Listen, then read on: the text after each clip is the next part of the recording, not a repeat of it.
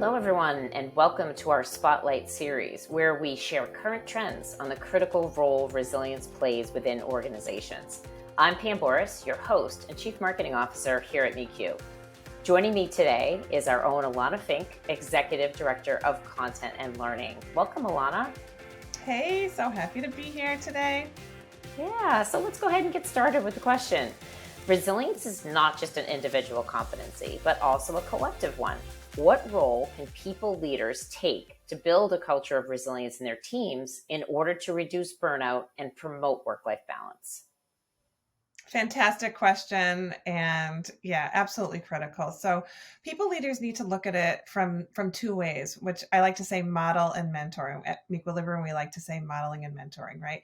They need to model the behavior that they want to see in their teams, right? Because we know all the evidence shows us and tells us that our teams will model the behavior they see their manager exhibiting. So, we need to model, and also, heck, we need to take care of ourselves, right? We're human Managers too. are people too, right? Exactly. So, and even more, we just recently did a study we call Manager in the Middle, which Pam, you know so well, which we found, and we're seeing this also replicated in other data. We're seeing that managers are actually exhibiting burnout at higher rates than individual contributors, around 17 or 18% higher, because they're being pulled in two directions, managing up and managing down, hybrid work, all the challenges that we're seeing foisted upon managers, doing more with less and all of that. So it makes it even more important that managers are taking care of themselves.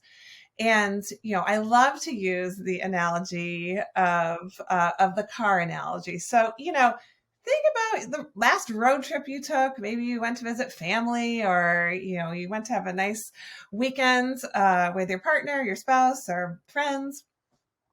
You get in the car, you get on the road, and you think nothing of pulling off the road, refilling that gas tank. You get a water, get a drink, get a snack, and we get right back on the road, right? We refill our tank. We don't think anything of it. But when it comes to our own selves and refilling our own tank, it becomes much more difficult and challenging. But I encourage you all to think about it in those terms. We must refill our tank. You cannot pour from an empty cup. We've got to put on our own oxygen mask first. All those expressions exist for a reason. We must. And it's not an all or nothing situation, right? You don't need to remake your entire life or take up a new hobby that you've, never wanted to take up before. It's really about small micro steps that you take throughout the sort of course of your day and your life, stretching at your desk before you go grab lunch, taking a 10-minute walk, having a gratitude moment, writing down 3 great things, in your MeQ app. It only takes you a few minutes.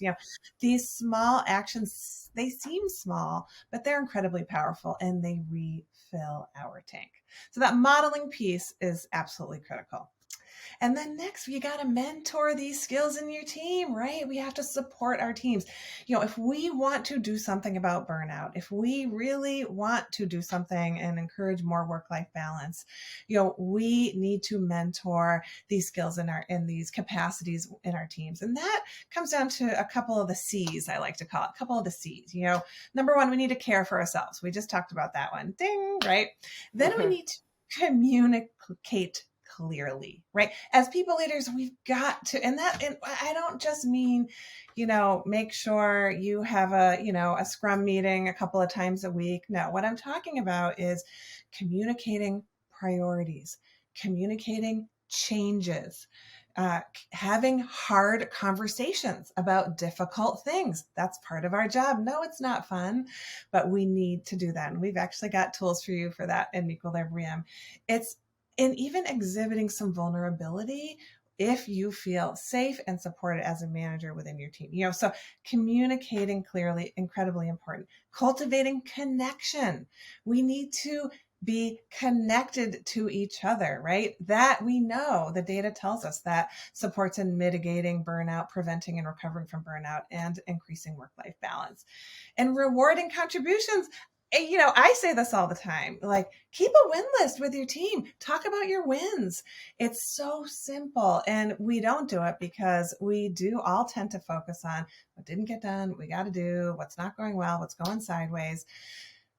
Take a few minutes. This is just a reminder. All managers know this, but just a reminder. Take a few moments and do those shout outs, reward those contributions. They go a long, long way.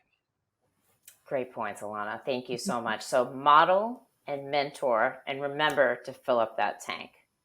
You got it. Yeah. Great. Well, thank you so much for joining us today. We really appreciate it.